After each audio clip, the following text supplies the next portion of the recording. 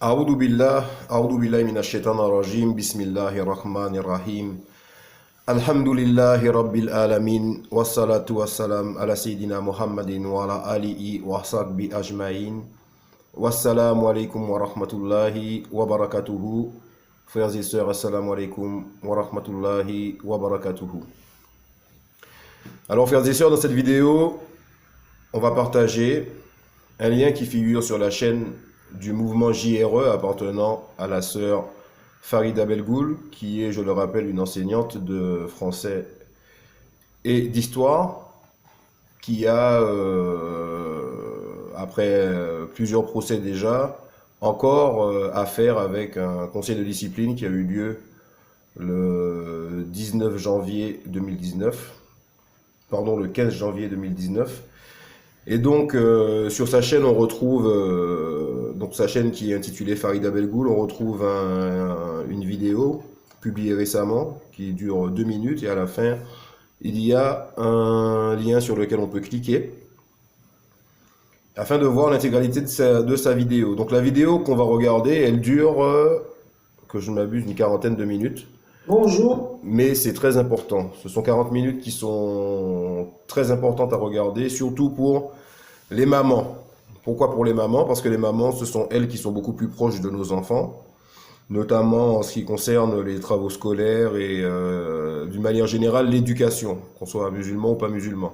Les mamans sont beaucoup plus proches des enfants, d'un point de vue plus moral et éthique aussi. Et donc, cette vidéo est très importante, mais comme c'est bien mentionné dessus, cette vidéo comporte des extraits de textes pornographiques, dont certains ont été soumis à nos enfants en classe. C'est bien tout le drame. Vidéo donc réservée aux adultes. Donc c'est marqué ici.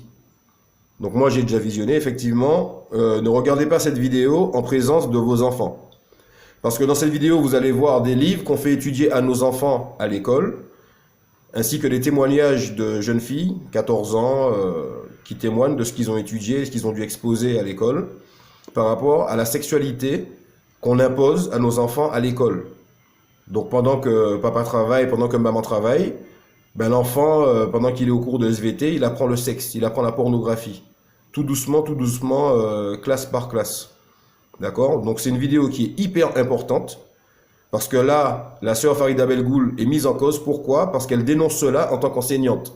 Et que ça ne va pas dans le sens de la morale. Notamment plein d'autres choses qu'elle dénonce. Mais surtout ça, entre autres. Et on lui reproche un manquement au devoir de réserve. Et donc, on va essayer de la shooter, de l'expulser pour qu'elle ferme sa bouche. Et donc, cette vidéo, elle l'a fait, la sœur Farida Belgoul. Et dans ce qu'elle dit, dans ce qu'elle va dire, elle l'a présentée au conseil de discipline. Donc elle est très, très importante. Donc je vais la mettre, mais surtout les frères, faites attention qu'il n'y ait pas d'enfants derrière vous. Voilà, donc c'est parti. Bismillah. Bonjour, bonsoir, bienvenue sur ma chaîne. Le rectorat de Versailles a convoqué contre moi, mardi 15 janvier 2019, un conseil de discipline en raison de mes vidéos concernant leur éducation à la sexualité. J'étais accompagnée par Romane Rodriguez, que je ne présente plus, par Isabelle Voltaire, une amie enseignante, professeure de mathématiques à la retraite, et par mon avocat, maître Laurent Pasquet-Marinache, ainsi que de son assistante Pauline Cardi. Ce conseil était composé de 19 membres, chefs d'établissement, personnels administratifs et 8 enseignants, eux-mêmes délégués syndicaux. Madame Charline Avenel, nommée recteur de l'Académie de Versailles à la fin du mois d'octobre 2018 par Emmanuel Macron, présidait la séance. C'est elle qui nous informa que la sanction serait prise par le ministre de l'Éducation nationale au mois de février 2019. Avant la tenue de ce conseil, j'avais demandé par mail qu'on m'informe des motifs et des éventuelles sanctions infligées à des enseignants de l'Académie de Versailles au cours de ces 20 dernières années. Je n'ai pas obtenu de réponse. J'ai réitéré ma question sur place, on ne me répondit pas davantage, ce qui laisse penser qu'il s'agissait sans doute d'une grande première inavouable. Il ne fut pas question de savoir si ce que je révélais dans mes vidéos était vrai ou faux. Seul le devoir de réserve les occupait. Devoir de réserve qui, comme l'affirma mon avocat, n'existe pas en réalité dans la loi. Nous avions réalisé une vidéo pour ce conseil, Romane Rodriguez et moi-même. J'ai refusé de répondre à leurs questions tant qu'ils refusaient eux-mêmes de la visionner. Ils ont fini par y consentir. Regardez cette vidéo à votre tour. Elle fait état de la dégradation intellectuelle et morale de l'école publique, y compris de bien des écoles catholiques sous contrat. Cette vidéo fut accueillie par leur totale indifférence. Vidéo proposée par Farida Belboul à la réflexion des membres du conseil de discipline du rectorat de Versailles, mardi 15 janvier 2019. Dans cette compilation d'extraits de reportages, nous avons pris parfois la liberté de lire en voix off certains passages de livres. Les notes données dans tous les examens, à commencer par le bac, sont des notes fictives. On peut avoir 13 ou 14 à une épreuve, simplement parce qu'on vous a rajouté 4, 5, 6 points en commission, ou parce qu'on a eu des ordres pour ne pas mettre sur les copies les notes correspondantes aux copies. Voilà, ça c'est la réalité. C'est-à-dire que les 83% de réussite au bac, c'est un résultat totalement fictif. Des gens ont des examens, c'est écrit sur un bout de papier, titulaire du baccalauréat, machin truc chose, et ce papier, c'est une pure fiction. Le bac présente un enjeu capital parce que c'est le paravent du désastre. Si on enlève ce paravent, on va découvrir des ruines. Donc on fait tout pour que cette façade tienne debout. Première technique, c'est le calibrage des épreuves. C'est-à-dire qu'au lieu de faire de véritables épreuves, on fait des exercices stéréotypés et très souvent, la réponse est dans l'énoncé. Deuxième technique, l'encadrement par les consignes. Il m'arrive hier des consignes exorbitantes de correction du bac S. On précise qu'on fera abstraction des erreurs de calcul. Exercice 1. Un candidat qui n'a pas fait la 4e question peut avoir 2,5 points si les compétences sont présentes par ailleurs. Exercice 2. Un candidat qui n'a pas fait la première question peut avoir 2,5 points si la formule est bien utilisée par la suite. Exercice numéro 3. Dès qu'un de ces aspects est présent correctement, le candidat peut être crédité d'un point. Le traitement correct d'une des deux parties suffit pour obtenir 3 points. L'absence de mention explicite de la continuité de F à la dernière question, il s'agit d'études d'une fonction sans doute, ne sera pas pénalisée. L'addition est simple, 2,5 plus 2,5 plus 1 plus 3 égale 9 points. Pour les petits malins, c'est déjà presque la moyenne. Troisième technique, c'est beaucoup plus difficile à prouver, mais bien des indices laissent penser que c'est vrai. On élimine des jurys les professeurs qui sont réputés être trop sévères. Quatrième technique, il arrive, et ce que je dis est prouvé, il ne s'agit pas, en tout cas a été dit et n'a jamais été démenti, que dans la plus grosse académie de France, il est arrivé qu'à la suite de dysfonctionnements, je ne veux pas connaître, mais en tout cas, un certain nombre de copies n'est pas eu du correcteur. Il existe un logiciel qui est prévu pour attribuer aléatoirement une note aux copies, évidemment, dans la limite de la moyenne sur le paquet de copies. Donc, copie, là, c'est une cas limite. Copie non corrigée, copie, le groupe de copies à la moyenne. Les soupçons de nombreux correcteurs se portent sur le logiciel Délibaro, délibération assistée par ordinateur. Il sert en principe à compiler les notes des copies corrigées. Pour Guy Morel et d'autres, il permettrait de lisser à la hausse les notes et peut-être même de masquer l'absence de copies corrigées en attribuant la moyenne à tout le monde. Le bureau qui s'occupe de ça, qui a le baccalauréat et d'ailleurs beaucoup d'examens sous sa coupe, c'est ce qu'on appelle la DGESCO, Direction Générale de l'Enseignement Scolaire. C'est elle qui donne des consignes. Des consignes, par exemple, sur la correction. Des consignes qui sont souvent verbales, d'ailleurs, elles ne sont pas forcément écrites, parce que si elles étaient écrites, ça pourrait ressortir dans le canard enchaîné ou ailleurs quelquefois. Mais ce sont incontestablement, c'est en accord avec ces bureaux-là. Et je dois dire qu'à ce moment-là, l'inspection générale est un peu coincée. Imaginez le doyen de l'inspection générale de mathématiques essayant de revenir sur des consignes générales. Bon, il fait un peu ce qu'on lui dit de faire. Ouais, c'est une suite de toutes petites lâchetés. Enfin bon, le mot est fort, mais quand même. En évacuant de cette école les savoirs et les connaissances, on a coupé les ailes aux élèves et on les a rendus à jamais dépendants, sous le prétexte de les rendre autonomes. C'est quand même un tour de force. L'état-major de l'éducation nationale actuelle, c'est l'état-major d'août 14. Ils emmènent les générations entières les unes après les autres au casse-pipe et à l'inculture, et tant que les gamins incultes et violents ne seront pas revenus leur casser le nez, ils vont continuer comme avant. Tous les professeurs, quand ils sont pas forcément en public, mais en privé et en salle des profs, reconnaissent que l'enseignement tel qu'il est dispensé aggrave considérablement la fracture sociale. Et je pense aussi qu'on ne tient pas assez compte du grand malheur des élèves qui ne comprennent rien. On s'en fiche. Parce que si on s'en fichait pas, on leur donnerait des méthodes progressives qui leur permettraient de comprendre parce qu'ils ne sont pas idiots. Ce qu'on nous a demandé de noter, ce n'est pas la pertinence de ce qu'a dit l'élève, ce n'est pas la correction grammaticale, c'est avant toute chose le fait que l'élève ouvrait la bouche ou pas. Ce qu'on a privilégié par-dessus tout, c'est qu'il s'exprime. On pourrait avoir des élèves médiocres. Ils sont nuls. Et même dire ils sont nuls, c'est quelque chose que j'aime pas dire, parce que moi je vois tout le temps dans mes classes des gens qui sont capables de progresser si on leur enseigne le b.a.-ba. Simplement on ne leur a pas enseigné et ils se retrouvent effectivement sans niveau, et on va leur faire croire, en leur donnant le bac puisqu'ils l'auront, on va leur faire croire qu'ils en ont un. Et ça c'est quand même un leurre, on va leur faire croire à eux, à leurs parents. Je dis souvent aux parents d'élèves, lors des réunions, qu'il y a eu là un crime, parce qu'en mettant en cause justement l'acquisition progressive des connaissances, on a mis en cause tout le reste de la vie des enfants. Oui, il y a un crime qui a été commis. Je dis souvent aux parents d'élèves qu'il y a eu là un crime, qu'il y a eu une agression délibérée contre leurs enfants et qui devraient porter plainte. Dans l'institution actuellement, il faut voir une chose, c'est que depuis 20 à 25 ans, tout a été noyauté par un petit groupe, 200 ou 300 personnes à peu près, qui, étant nuls, se sont arrogés le pouvoir, comme il arrive très souvent. Ce qui bloque le plus, finalement, c'est les entrailles du mammouth, comme le disait Claude Allègre, parce que les entrailles du mammouth sont contaminées par des bactéries quelque peu répugnantes qui se sont nichées là-dedans il y a une vingtaine d'années à peu près et qui essaient de saboter systématiquement tout ce qui s'est fait. Gilles de Robien avait proposé qu'on en revienne à des méthodes alphabétiques pour apprendre à lire et à écrire. Il y a eu un sabotage délibéré de l'inspection, des différents corps, de certains recteurs, etc. Il faut bien savoir qu'aujourd'hui, tout le monde sait qu'un enfant qui rentre au collège et déjà à l'école, il ne fera jamais d'orthographe, ou presque plus d'orthographe. Il ne fera aucun cours de grammaire.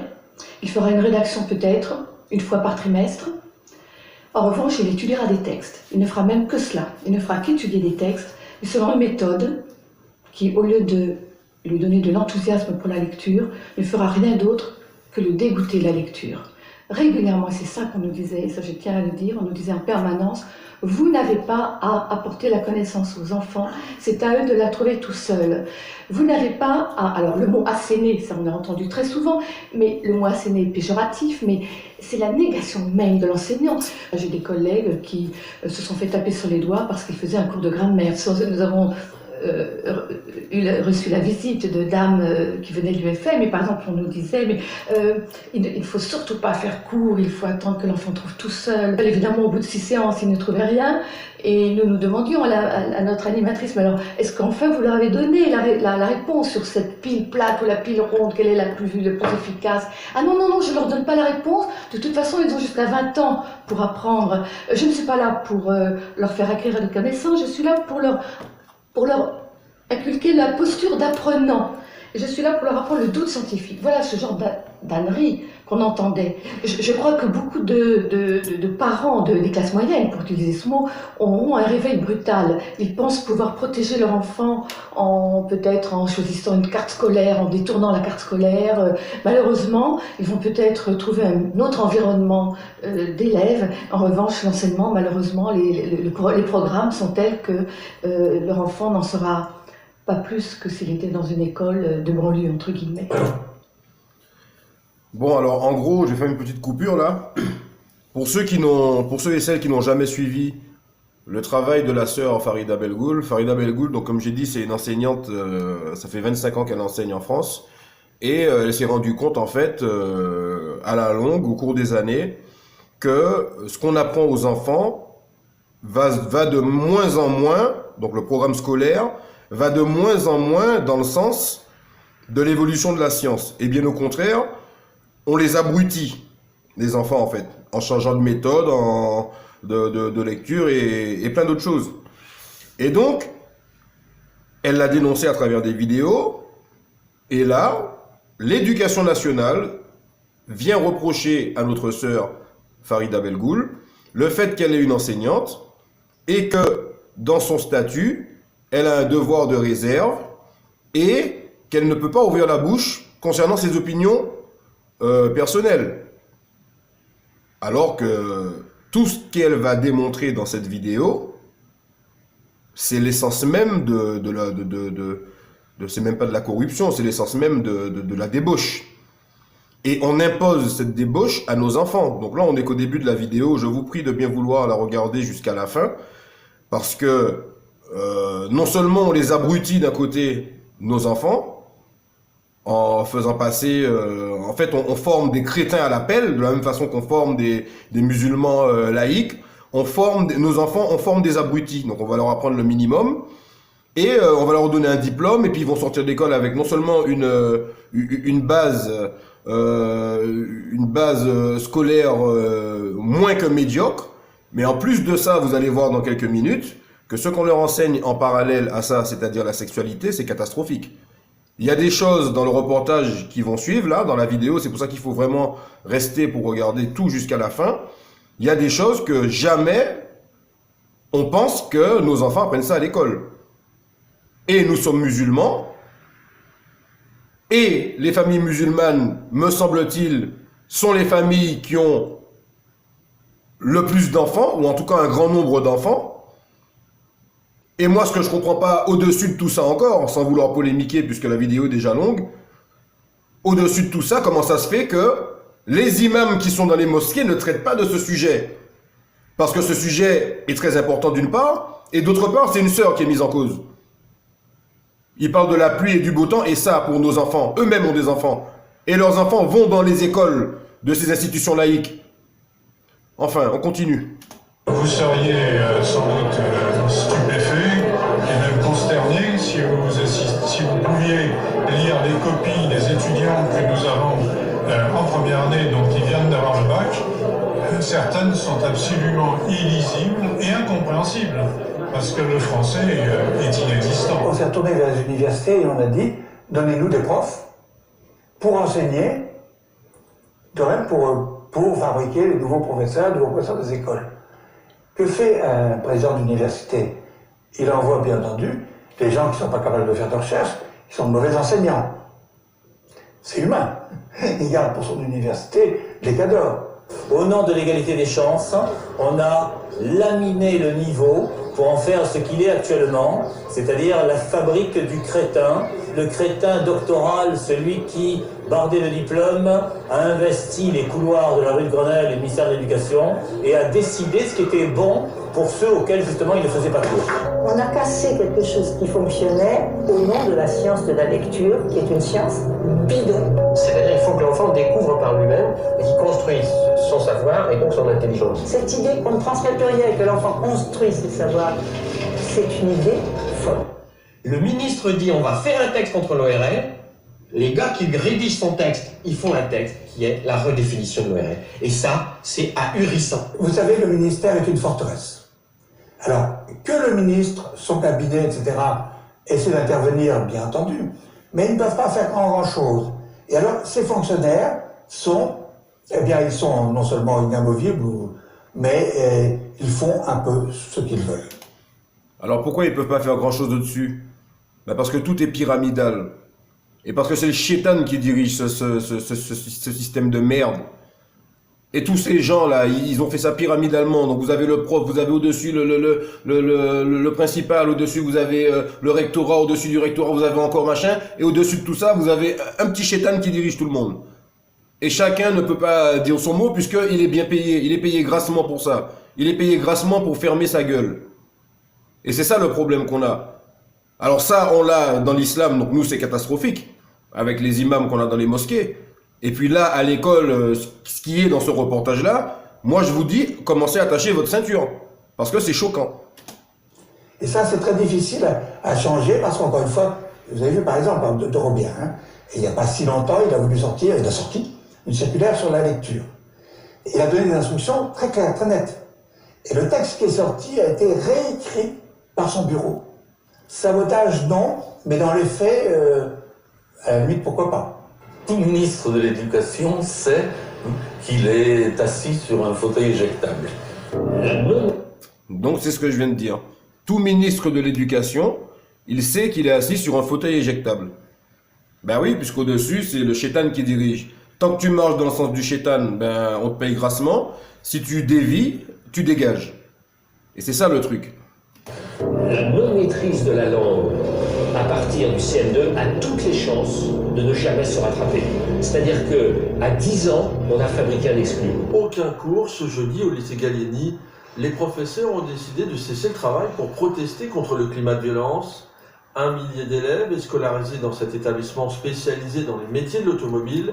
Parmi eux, 150 à 200 lycéens rendent la situation invivable. Une baston générale en cours d'espagnol, un proviseur qui est jeté hors de la cafétéria à coups de canette pour avoir voulu éteindre un début d'incendie.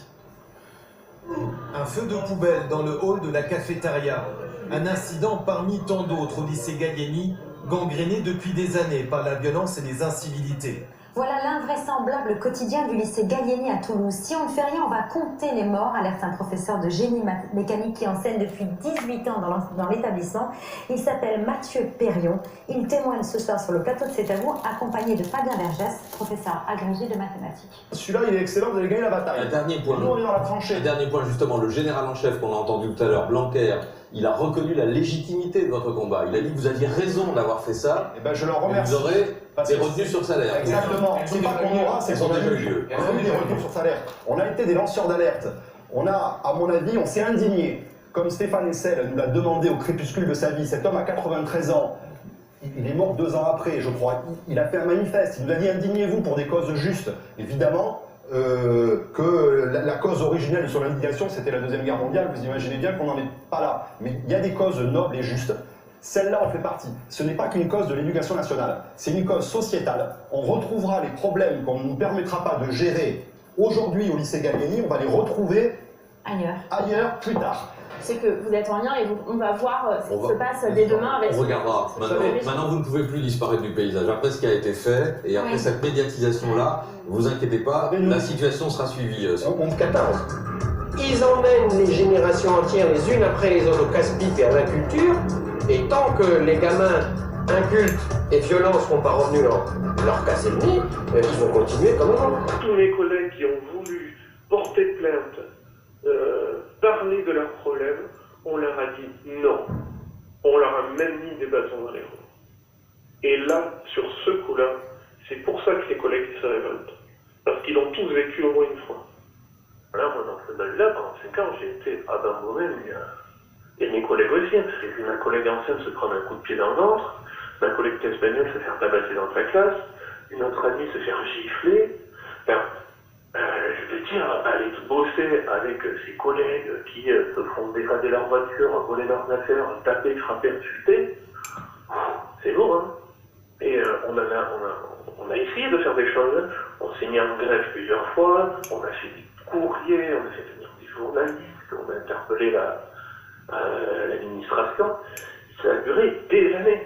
De la part de notre hiérarchie, que ce soit le chef d'établissement, l'inspection d'académie, le rectorat, et après vous allez jusqu'au ministre, et bien ça va être la stratégie de on met un couvercle sur la cocotte minute. Donc voilà, donc c'est ce qu'il explique. À partir du moment où vous faites partie de ce système de chétan, ben vous rentrez pour une noble cause, comme ces gens-là, comme la sœur Farida Belgoul. Ils sont professeurs, ils rentrent pour enseigner aux enfants de bonnes choses comme ils ont appris dans le passé, puisque là l'éducation s'est dégradée. En très peu de temps, elle s'est dégradée à 5000, de 5000% au moins, puisque les enfants, non seulement on ne leur apprend pas, mais on leur enseigne l'abrutissement, et ainsi que la théorie du genre. Donc vous apprenez à un enfant à 2 ans dans des livres, de 0 à 3 ans, de 0 à 4 ans, ils ont des livres où ils apprennent aux enfants c'est quoi une famille, Ça peut être un papa et une maman, ça peut être un papa, deux mamans, ça peut être deux mamans, deux papas, ça peut être... et ils vous disent à la fin du livre, plus on est de fous, plus on rit. Donc et en même temps, ce système laïque vous impose la scolarité de vos enfants à partir de tel âge. Et on nage vraiment dans l'aberration. Et entre-temps, au-delà du point de vue religieux, ben, les Français, qui sont Français puisqu'ils vivent en France, non, eux, ils pensent à... la PS4, le ski, voilà. Parce que eux, ils sont pas sur la religion. Donc eux, ce qui les intéresse, c'est métro, boulot, dodo. Voilà. Et puis on planifie les vacances et puis on verra. Et entre-temps, les gens qui crèvent, entre-temps, les gens qui souffrent, il y a des lois qui sont votées contre leurs propres enfants, ils savent pas. On impose 11 vaccins à vos enfants qui tuent les enfants, qui les rendent autistes. Ça passe pas BFM TV et les gens n'essaient pas de se renseigner. Puisqu'il y a les séries télé, puisqu'il y a autre chose à faire. Ils ont besoin de se détendre quand ils sortent du travail. Donc c'est vraiment un système de shaitan. Puisque Allah, il nous a pas créé pour travailler. Il nous a créé pour l'adorer. Et à toi de prendre ta part de la dunya ici-bas sans oublier l'au-delà. C'est l'au-delà qui est plus important. Enfin bref. Pas de vague. Il faut pas parler d'établissement. On nie les problèmes et on renvoie à l'agent, aux professeurs, aux surveillants. Ça fait 3000 ans que les enfants apprennent à lire et à écrire. Il serait temps qu'ils apprennent autre chose. Parole d'inspecteur. Il serait temps qu'ils apprennent quoi d'autre? Au lieu de mettre en place la... Bon alors là, c'est là où on va commencer à rentrer un petit peu dans la deuxième partie. Donc là, dans la première partie de la vidéo, la sœur Farida Belgoul a essayé de démontrer qu'il y a plusieurs professeurs à travers le monde qui dénoncent, comme elle, ce qu'elle a constaté, à savoir l'endoctrinement vers l'endoctrinement des enfants pour les amener dans un chemin où ils deviennent de plus en plus crétins au niveau de la scolarité. Donc on a vu des professeurs d'anglais par exemple qui vous disent, donc un professeur d'anglais, la dame à lunettes, qui vous disait par exemple que elle reçoit des notes comme quoi si l'élève il fait des fautes de grammaire, ce n'est pas grave. Donc ça veut dire qu'elle va lui donner un contrôle. On est dans la langue anglaise, pardon. Donc moi je parle anglais. Vous avez quand même, c'est comme toutes les langues, comme l'arabe aussi. Vous avez une syntaxe grammaticale quand même.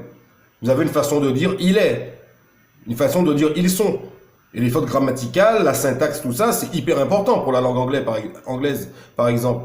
Donc quand le professeur il reçoit des notes où on lui dit dans les évaluations laissez passer les fautes de grammaire, le mec on lui demande de faire le commentaire d'une image. Mais il raconte ça là, il fait la 18 sur 20, quoi. C'est vraiment du n'importe quoi. Donc là, c'était la première partie qui démontrait, qui tentait de démontrer, pas qui tentait, qui prouve clairement que les enfants, on les abrutit plus qu'autre chose. Mais d'un autre côté, donc la deuxième partie qui arrive, on va nous montrer ce qu'on leur apprend et ce sur quoi l'État met l'accent, et ça lui importe beaucoup d'apprendre ça aux enfants par contre. Et c'est là où ça commence à devenir choquant. Où il faudrait que les Français ils se réveillent. Parce que si ça, c'est pas un motif pour faire ce qu'on appelle un djihad en islam, d'une façon ou d'une autre, c'est-à-dire se révolter ou par la bouche, ou par la main, ou par je ne sais comment, contre ce système qui est satanique. Il y a quand même des gens il leur reste un peu de raison. Il leur reste un peu de bon sens, de morale. On parle des Français, on parle des athées, surtout des athées. Il y a beaucoup d'athées qui ont un grand sens de l'humanité. Essayez de faire tourner cette vidéo et faire en sorte que les gens ils se réveillent là-dessus. Ce sont aussi vos enfants qui vont à l'école. Et regardez ce qu'ils leur apprennent à vos enfants. La théorie du genre, ne devrions-nous pas renforcer le français et les mathématiques? Allez. Donc là, on est en train de poser des questions à l'autre, là, Najat Vallaud-Belkacem, là. Voilà, celle qu'on connaît déjà, un demi-chétan. On va dire ça, hein, une djinia, je crois que c'est djinia en arabe. Parce que c'est elle qui fait l'éducation pour nos enfants. Donc là, on va lui poser une question. Qu'est-ce qu'elle lui a demandé? Elle lui a demandé, je crois qu'on parle de théorie de genre et de transgenre à l'école. Est-ce que c'est vrai, machin? Est-ce que c'est vrai que c'est proposé dans le programme de l'éducation? Puisque la sœur Farida Belgoul le démontre, entre autres, dans ses vidéos qu'elle expose sur sa chaîne, qu'on veut apprendre à nos enfants la théorie du genre. C'est-à-dire, tu nais en tant que garçon, mais tu n'es pas forcément un garçon. Tu peux aussi être une fille. Et tu peux choisir d'être une fille dans le futur. Et tu peux même te faire mettre un petit zizi. Et voilà ce que c'est qu'une famille. C'est pas seulement un papa, une maman, un enfant. Non. C'est aussi un papa et un enfant. C'est aussi un papa, deux papas. Tout ça, c'est bon pour eux. Donc il y a un moment où il faut qu'on se réveille. Et nos imams, au lieu de parler de la pluie et du beau temps, ils peuvent pas parler de ces choses-là? Quand même. À l'école, j'imagine. Votre question, monsieur, aurait un sens si nous nous apprêtions à introduire une théorie du genre à l'école ou même ailleurs. Mais la théorie du genre n'existe pas. Ça n'existe pas.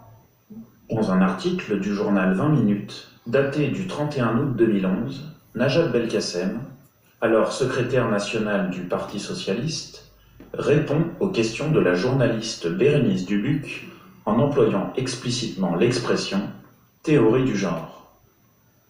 Question de la journaliste. En quoi la théorie du genre peut-elle aider à changer la société? Réponse de Najat Belkacem. La théorie du genre, qui explique l'identité sexuelle, a pour vertu d'aborder la question des inégalités entre les hommes et les femmes, ou encore de l'homosexualité. Donc là, on vient de voir dans ce reportage que... donc là, c'est daté de août 2011. On vient de voir dans ce reportage que... Alors si on retourne un petit peu... Alors c'est où ça? En employant...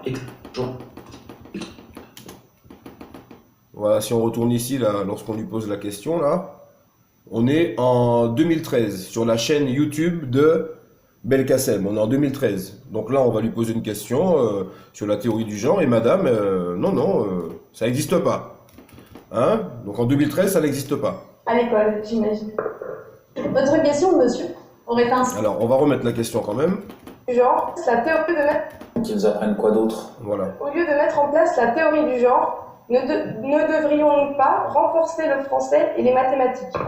Voilà, donc on lui pose une question qui est noble. Au lieu de mettre en place la théorie du genre, c'est-à-dire apprendre à nos enfants la sexualité à l'école, alors que c'est un truc que, bien évidemment, tous les parents qui ont toute leur tête ne voudraient certainement pas qu'un professeur, ou encore moins quelqu'un du planning familial, vienne enseigner à leurs enfants de 12, 13, 14 ans comment ou mettre des préservatifs, ou alors comment avoir des rapports, comment pratiquer la sodomie, excusez-moi les mots, mais c'est ce qui arrive là, faudra bien vous accrocher.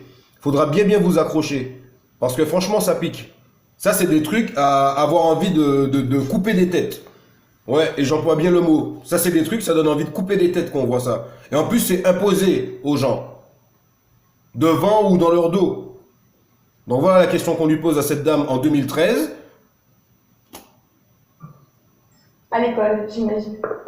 Votre question, monsieur, aurait un sens si nous nous apprêtions à introduire une théorie du genre à l'école ou même ailleurs. Mais la théorie du genre n'existe pas. Donc elle nie le fait en 2013 qu'on s'apprête à introduire la théorie du genre à l'école. Mais elle vous dit, au-delà de ça, non seulement on s'apprête pas à l'introduire, mais elle n'existe pas du tout. C'est un concept qui n'existe pas. Donc là, elle dit ça en 2013. Mais comme on dit chez moi, en créole, mentez pas ni mémoire. Ça veut dire, c'est proche du français, les menteurs n'ont pas de mémoire. Et donc, vous avez... Ça n'existe pas. Voilà, vous aurez ensuite le passage, voilà, où elle sera en 2011 ici, voilà, 31 août 2011, voilà, dans l'article du journal 20 minutes, elle est interrogée là-dessus, hein, donc on lui posera la question, en employant explicitement l'expression théorie du genre, qu'elle prétendait ne pas exister avant. Et donc, elle lui pose la question à la journaliste, en 2011, en quoi la théorie du genre peut-elle aider à changer la société? Bon, ça c'est une question qui est très claire, hein. Et là on est en 2011. D'accord? Donc c'est de 2 ans avant. Et elle répond, la théorie du genre, qui explique l'identité sexuelle, a pour vertu d'aborder la question des inégalités entre les hommes et les femmes, ou encore l'homosexualité. Donc elle sait très bien qu'est-ce que c'est. Elle sait très bien que ça existe. Donc elle nous prend pour des cons. Et là, on met la sœur Farida Belgoul dans un conseil de discipline, on lui fait un procès, d'accord? Parce qu'elle dénonce, soi-disant, des trucs complotistes, puisque la théorie du genre n'existe pas, soi-disant. Et cette dame était ministre à l'époque, Najat Vallaud-Belkacem. Donc faut arrêter de prendre les gens pour des cons. Mais à BFM TV, la chaîne d'information, hein, on a autre chose à nous montrer. Les nouvelles tendances, la mode, les overboards, hein, celui-là qui a vendu des disques, qu'est-ce qu'on en a à foutre? Il n'y a pas des gens qui meurent en Syrie, il n'y a pas des gens qui meurent en Somalie. Sur votre propre territoire, il n'y a pas des clodos, ça fait 20 ans qu'ils dorment en bas de chez vous. Vous faites quoi pour ces gens-là? Et vos propres enfants, toutes ces choses-là, vous le savez, vous faites rien pour eux. Quand même, faut arrêter. Journal 20 minutes, daté du 31 août 2011, Najat Belkacem, alors secrétaire national du Parti socialiste. Voilà, donc là il reprend la question. Donc c'est ce qu'on vient d'exposer. Donc il y a un moment où il faut arrêter de prendre les gens pour des cons. Alors, on poursuit. Alors socialiste, eh bien je suis féministe. Et je dis ici tranquillement, parce que je pense que nous devons assumer les différences entre les femmes et les hommes. Elles ne sont pas seulement innées. Oui, les différences entre les femmes et les hommes, elles sont construites. Oui, le genre, ça existe. Et oui, nous allons l'enseigner dans les écoles. Et c'est tant mieux, parce que ça veut dire plus d'égalité. Peter Boghossian, un professeur de philosophie, et ses collègues James Lindsay et Helen Pluckrose, je crois que c'est comme ça qu'on prononce, ont publié une série de papiers académiques dans les domaines d'études suivants. Études du genre, sexualité, poids et études des races. Ils ont fait 20 papiers totalement bidons, contenant des données absurdes, inventées de toutes pièces. Puis, ils les ont envoyés à de nombreux journaux de sciences humaines, particulièrement des journaux féministes et des sciences du genre. Par exemple, le prestigieux papier, enfin prestigieux pour les féministes bien sûr, qui s'appelle Gender, Place and Culture, Journal of Feminist Geography, dont les études sont validées par des comités de lecture, peer-reviewed en anglais, pour ceux qui ont l'habitude de s'intéresser un peu au monde académique. Donc, ils ont envoyé ces 20 papiers complètement bidons à ces journaux féministes, ou de théorie du genre et d'autres trucs du genre. Et bien sûr, ils les ont envoyés avec des pseudonymes, pour masquer la supercherie. Tenez-vous bien, ils ont fait des papiers qui tiraient des conclusions hyper bizarres, qui reposaient sur rien de factuel, en faisant des recommandations mais ridicules, du style « il faut garder vos enfants enchaînés à la maison », il faut mettre des laisses aux hommes, tout un tas de trucs farfelus comme ça qui ont été examinés et validés par ces comités de lecture. Je ne déconne pas, elles ont été publiées par ces revues soi-disant scientifiques. D'accord ? Pire, un papier totalement absurde qui prétendait qu'on pouvait démontrer la culture du viol chez l'être humain en observant les couilles des chiens et le rapport sexuel, ou même encore un papier dans lequel on a simplement recopié des passages entiers mot pour mot, donc c'est du copier-coller de Mein Kampf d'Adolf Hitler, en remplaçant le mot juif par le mot homme, ont reçu des distinctions par ces soi-disant prestigieux journaux féministes. Je ne déconne pas. C'est pas juste des encouragements, c'est des félicitations appuyées du style « une contribution riche et innovante à la science du féminisme sur l'intersection entre la masculinité et l'analité ». Oui, j'ai bien dit analité, comme dans Anus. Excellente étude dans l'ère du temps, ouvrant un dialogue important entre travailleurs sociaux et milieux académiques féministes, à propos de celles ayant simplement copié-collé du Mein Kampf en modifiant les mots juifs par le mot homme. Alors comprenez-moi bien, ce sont ces mêmes revues, celles qui ont publié ces articles sans vérifier les auteurs, leur background, sans vérifier les données, sans vérifier les conclusions, qui ont juste regardé ce qu'elles disaient en substance et qui étaient d'accord avec ce qu'elles disaient et qui donc servaient leur agenda politique et donc les ont publiées. C'est ces mêmes revues qui publient les études que personne d'autre que les féministes ne citent à longueur de journée pour mettre en avant leurs projets politiques et sur lesquels elles basent leur discours, par exemple les SJW et tout ça. Ce sont les mêmes revues qui sont citées par les médias mainstream, style BFM TV, pour ne citer que et d'autres, pour faire de l'audience en faisant appel au sentiment et non à la raison. Bref, vous avez compris le délire ? Tous les jours, vous entendez des gens citer des études sur le genre, sur le féminisme, sur les inégalités salariales. Tous les jours, vous faites confiance ou pas à ces sources d'informations qui présentent ces études comme des études scientifiques sérieuses. Le problème, c'est que les scientifiques, je vais plutôt être sincère et honnête, et je vais dire la plupart des scientifiques savent très bien que c'est des conneries. La plupart des scientifiques en rigolent quand ils voient ces histoires de genre et tout ça, d'accord ? C'est pas pour être dénigrant que je dis ça, c'est vrai. En mars 2014, à l'Assemblée nationale, un député adresse une question au ministre de l'Éducation nationale concernant l'intervention d'un poète travesti dans les classes de CM1 à l'école Marcel Latifan à Versailles. Il s'agit de la question numéro 0600516. Ce poète travesti du nom de David Dumortier intervient alors régulièrement dans les écoles primaires auprès d'enfants âgés entre 9 et 11 ans. David Dumortier a notamment écrit 2 livres intitulés « Mehdi met du rouge à lèvres »,« Petit garçon transgenre et manifestement musulman » et « La Clarisse », qui raconte l'histoire d'une petite fille indisciplinée. Voici un extrait de La Clarisse, extrait paru dans le Berry républicain le 9 janvier 2013. Donc là, le monsieur dont il parle, c'est un monsieur qui passe dans les écoles pour voir nos enfants.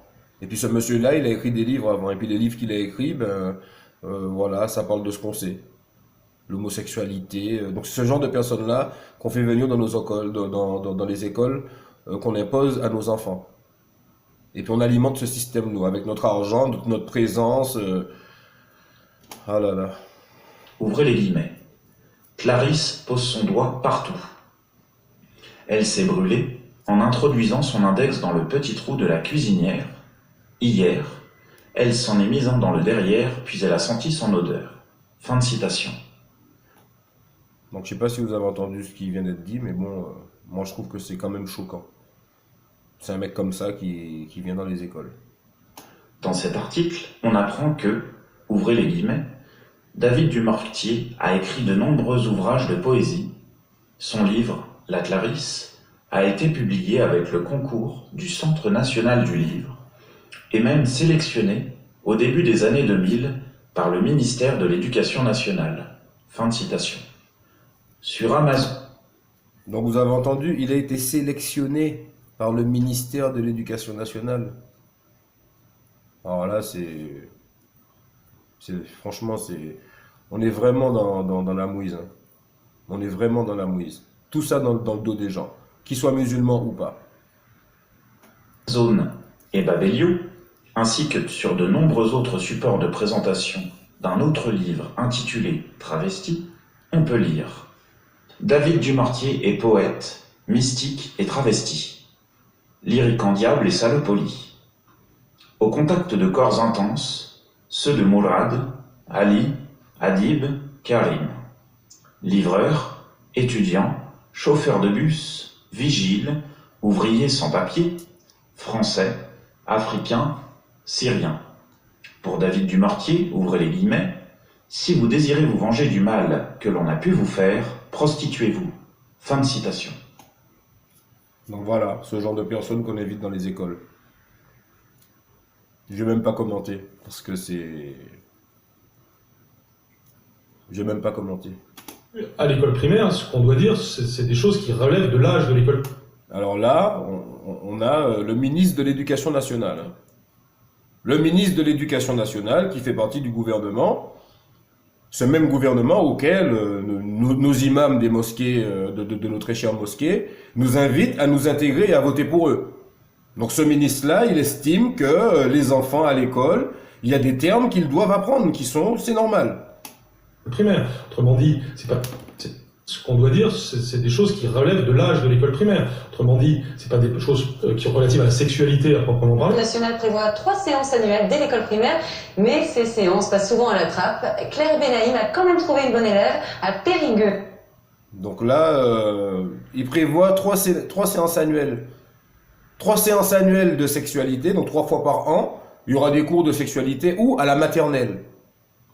C'est pas à l'école primaire, c'est à la maternelle. Donc ils vont commencer à former au berceau, à la maternelle. Ça, c'est passé en 2013.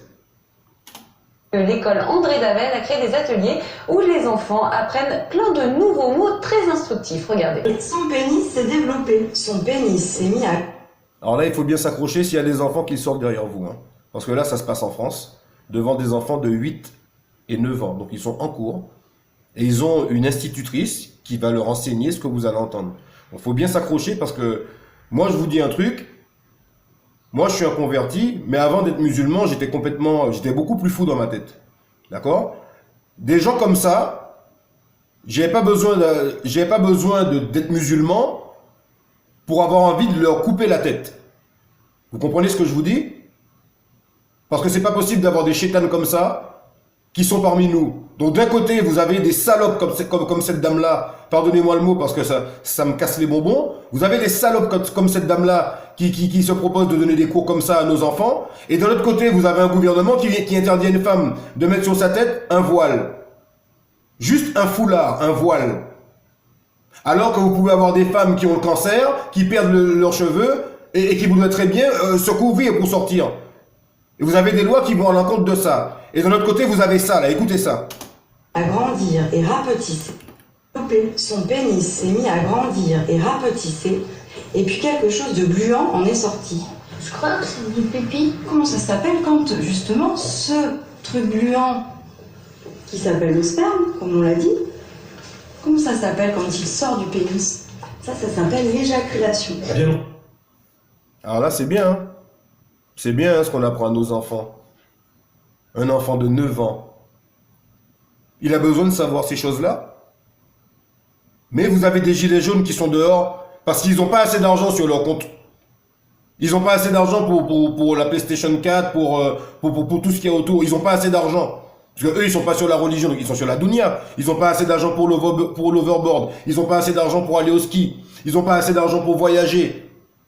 Ils n'ont pas assez d'argent pour aller au restaurant. Ils n'ont pas assez d'argent pour aller au cinéma. Ils n'ont pas assez d'argent pour faire des croisières. Mais ça les dérange pas. Mais nous, parce qu'on est croyants, et même avant même d'être croyant, toute personne qui est humaine a la même réaction que moi quand il voit la personne qu'on a devant nous là, cette dame-là, qu'on n'a qu'une envie, c'est de boxer. Parce que moi, c'est la seule chose que je ressens. Parce que ça, cette dame-là, c'est le professeur de mon enfant. Si je sais qu'elle fait des choses comme ça, il y a de fortes chances que j'aille en prison, puisque je vis en France. Mais il y a de fortes chances que je l'abîme aussi. Ça, c'est sûr et certain. Parce que c'est pas possible des choses comme ça. Éjaculation. Bien entendu, à l'école primaire, ce qu'on doit dire, c'est des choses qui relèvent de l'âge de l'école primaire. Autrement dit, c'est pas des choses qui sont relatives à la sexualité. Voilà, donc, et au-dessus de cette dame-là, parce qu'elle, c'est une enseignante, donc au-dessus, vous avez son ministre. Lui, c'est tout à fait normal pour lui que toutes ces choses soient dites à cet âge-là. Et ces gens, ils ont des enfants. Rendez-vous compte quand même comment Shaitan embellit les mauvaises actions de l'être humain. Subhanallah. Alors qu'en islam, et dans toutes les religions monothéistes, vous avez certes des interdits, des choses difficiles, peut-être à vue d'œil. Comme Allah dit dans le Coran, la prière est une obligation lourde, mais pas pour ceux qui ont une foi ferme et qui ont la certitude qu'ils vont rencontrer leur Seigneur. Donc évidemment que Allah il va nous éprouver, mais au-delà du côté religieux, les non-musulmans ne se rendent pas compte que en lisant les textes bibliques ou coraniques, qu'il y a une sagesse et qu'il y a une certaine morale, qu'il y a une pudeur, qu'il y a une préservation de l'humanité, des liens du sang, des liens de la parenté, de l'enfant, de l'orphelin, du pauvre, du voyageur, de l'étranger. Il y a un message de paix. Et ça, ils le rejettent, mais ils acceptent un gouvernement comme ça. Ils acceptent un gouvernement comme ça. Et ça, c'est pas des motifs pour péter les plombs. C'est pas des motifs pour péter les plombs. Il n'y a aucun imam qui parle de l'affaire de la sœur Farida Belgoul. Mais ils vont vous proposer des formations, ils vont vous proposer d'aller faire la Umrah, et puis ils vont vous faire du shirk comme ils font toute l'année. Subhanallah. Françoise Petit brise les tabous au cœur des établissements scolaires. Il s'appelle là-bas. Alors là, on avait les 8-9 ans. Hein, c'était dans les 8-9 ans, ça s'est passé en 2013. Hein. Donc ce qu'on a vu avec les enfants dans la classe, c'est un reportage qui est passé à BFM TV. Donc les gens, ils pouvaient le voir, entre autres. Enfin, en tout cas, c'est passé dans les médias. Et donc, c'était pour les 8-9 ans. Et là, vous avez en 2018, une deuxième... le mot, c'est salope, de toutes les façons. Il n'y a pas d'autre mot que ça. Et qu'Allah, il me pardonne d'avoir dit ça. Mais le mot, c'est salope pour des gens comme ça. Donc, il y a une autre salope qui vient enseigner, les plus jeunes là, ça c'est les 14 ou 15, je sais pas quel âge. Et regardez ce qu'il leur enseigne. Appareil génital féminin. Comment on dit? Comment on dit l'appareil génital féminin? La vulve. Ça peut être une pénétration avec. On parle de tout avec le planning familial. Que quéquette, etc. Ça peut être une pénétration avec. Que quéquette, etc. Voilà, donc là, elle leur explique les différents trucs que les enfants n'ont pas besoin de savoir. D'ailleurs, ils sont tous gênés. Vous voyez, celui-là, il sait plus comment mettre ses mains. Celui-là, bon, ce sont des jeunes. Et elle leur explique, vous avez des pénétrations comme ci. Et puis, et la mixité, il y a des filles en face d'eux. Mais dans quel monde on vit? Dans quel monde on vit?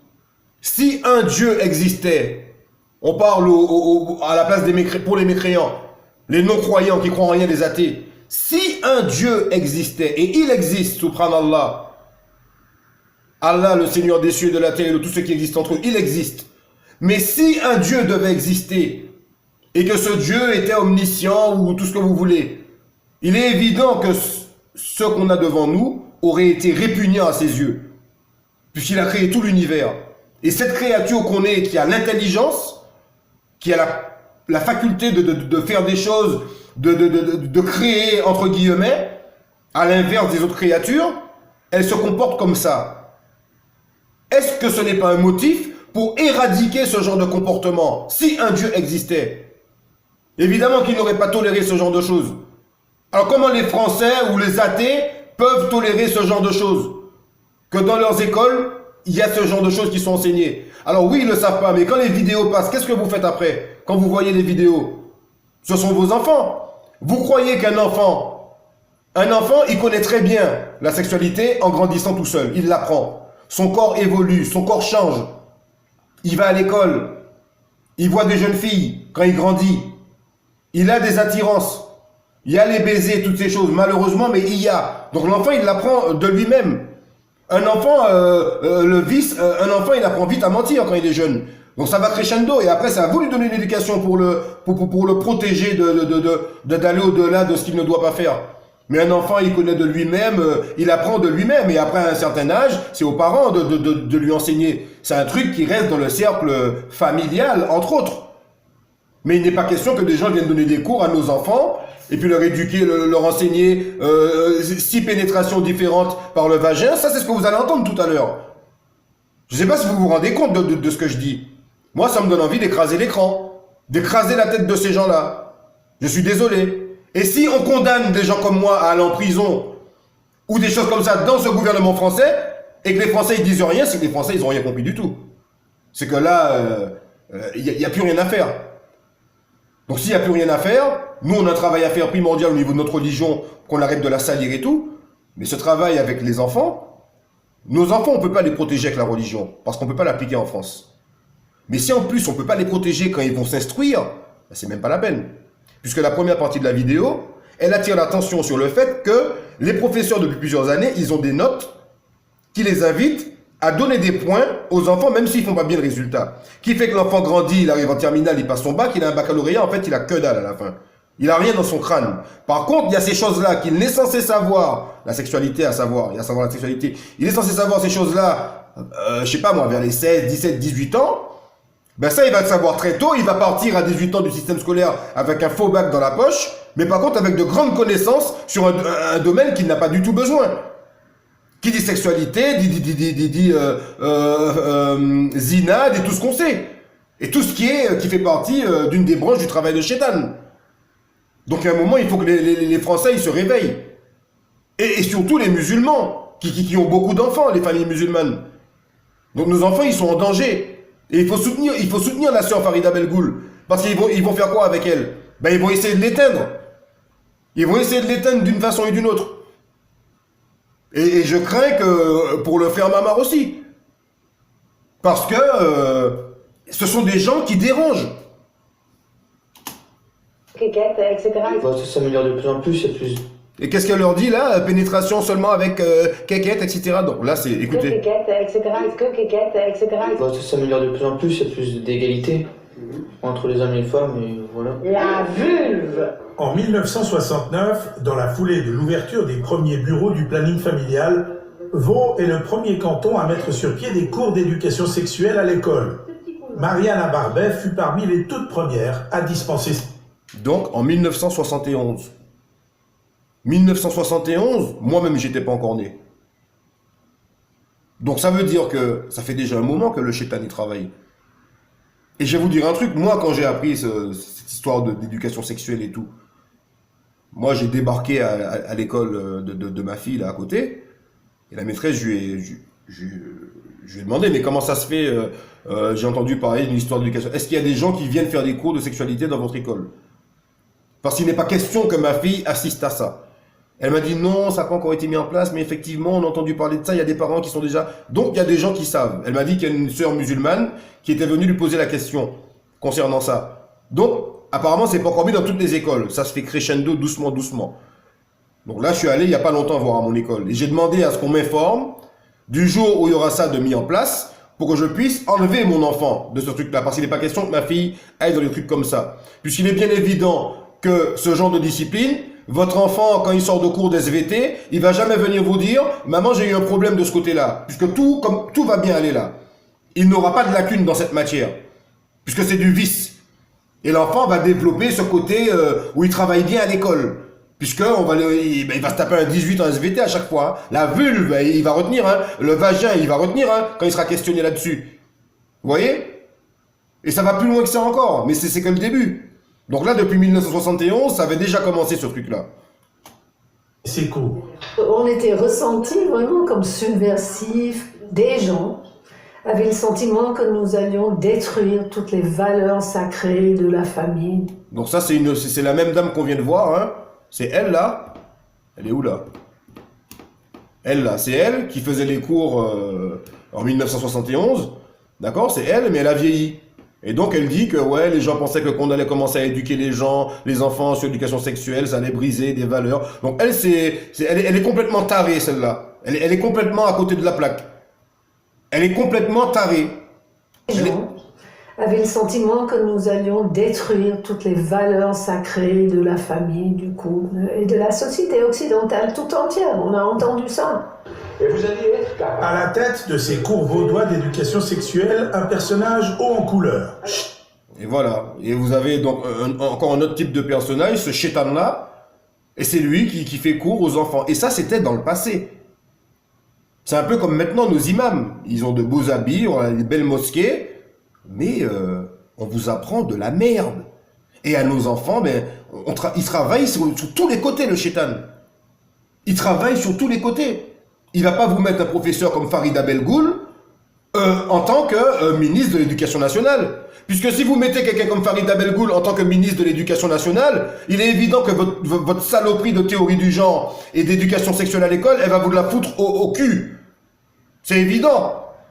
Donc ils vont vous mettre les chétanes comme on a vu avec l'autre taré d'avant là, la vieille là, Anna Marie je sais pas quoi, et puis ce gars-là, écoutez ce qu'il dit, c'est un autre chétan encore. Charles Bugnon, de campagne, un homme au discours clair et aux convictions bien arrêtées.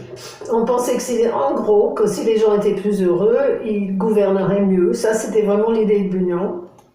Voilà. En gros, si les gens étaient plus heureux, ils gouverneraient mieux. Donc ça, à part être la philosophie de Chétan, qu'est-ce que c'est comme philosophie? À part du satanisme, qu'est-ce que c'est? Si on pensait que si les gens étaient plus heureux, ils gouverneraient mieux. Mais s'ils sont plus heureux, ils sont heureux comment? Par rapport à leur propre façon de penser? Par rapport à leur propre ressenti? Mais comment vous voulez que tout le monde s'entende? Comment vous voulez gouverner mieux alors que vous n'avez aucun pilier? Aucun guide, vous vous guidez comme vous-même vous voulez. Mais là, c'est n'importe quoi, c'est... Il disait qu'il faudrait mettre tous ces politiciens dans une seule pièce pendant 24 heures et on leur dit de se caresser et après, le monde ira mieux. Donc voilà ce qu'il a dit, ce monsieur. Sa philosophie, c'était ça. Que pour que le monde aille mieux, il faut mettre tous les politiciens ensemble dans une même pièce, leur demander de se caresser et puis le monde ira mieux. Alors à part, si c'est pas satanique ces choses-là, et vous avez des gens comme ça devant vos enfants, et vous avez l'école obligatoire, et vous avez les vaccins qui sont obligatoires. On vaccine des gens par exemple contre la grippe, le gars, le mois d'après il a la grippe, l'année d'après il a la grippe, on lui fait le rappel, il a encore la grippe. Mais personne ne réfléchit là-dessus. On vaccine. Vous voyez pas qu'il y a un travail qui est fait? Je parle des non-musulmans, de ceux qui ne sont pas ouverts à ce sujet.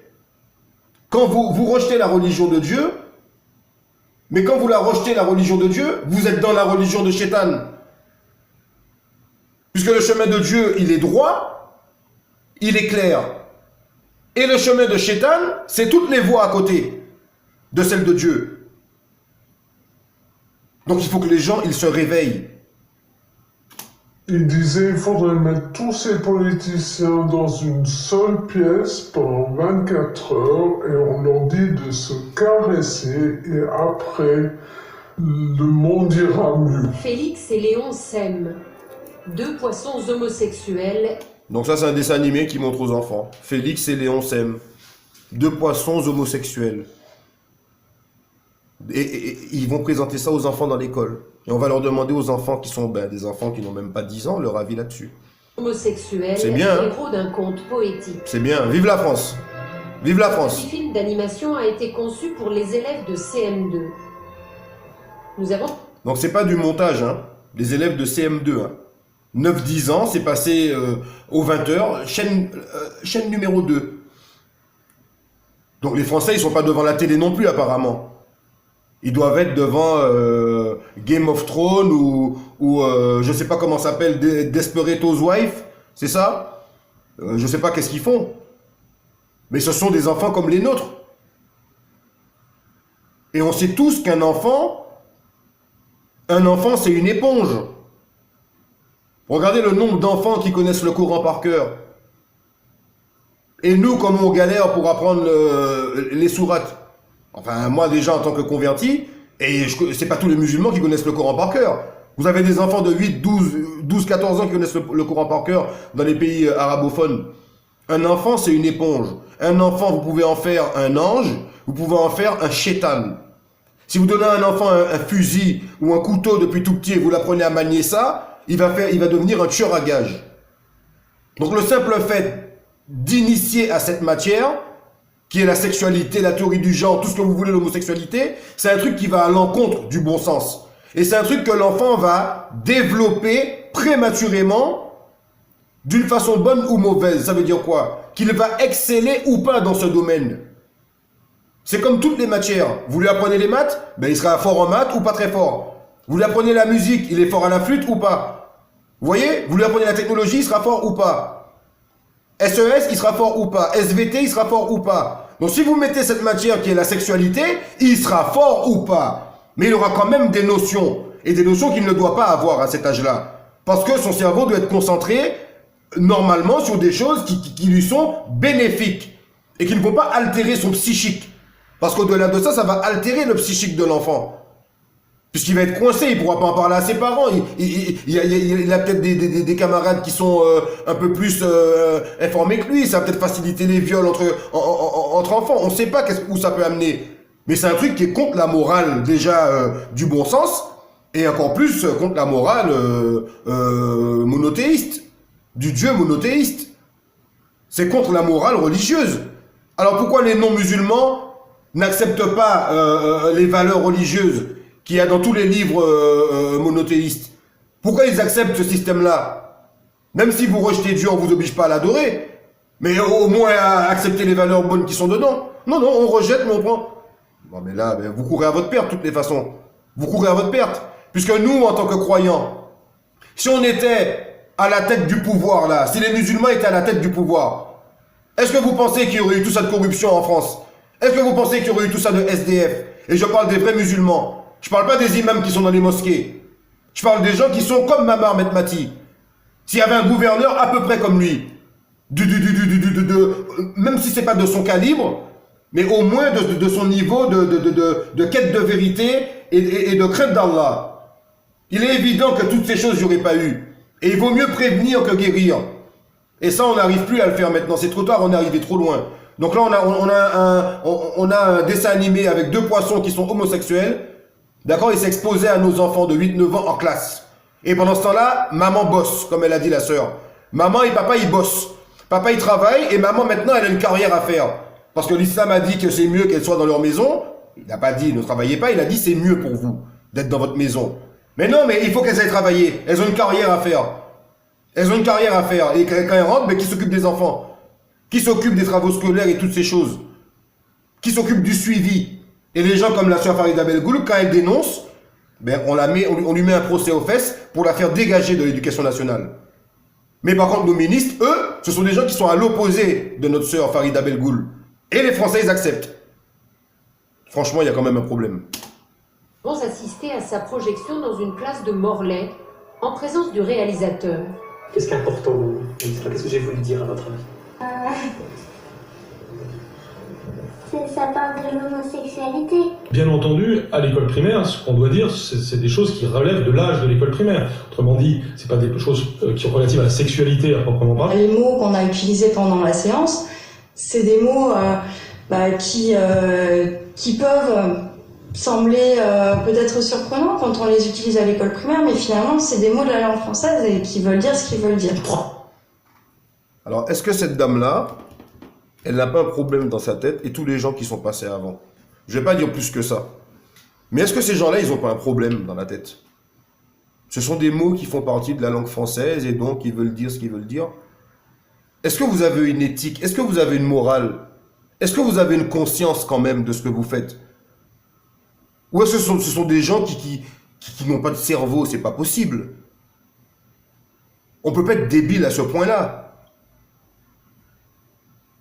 Il faut absolument que ça se sache. Et que nos enfants soient préservés de ça.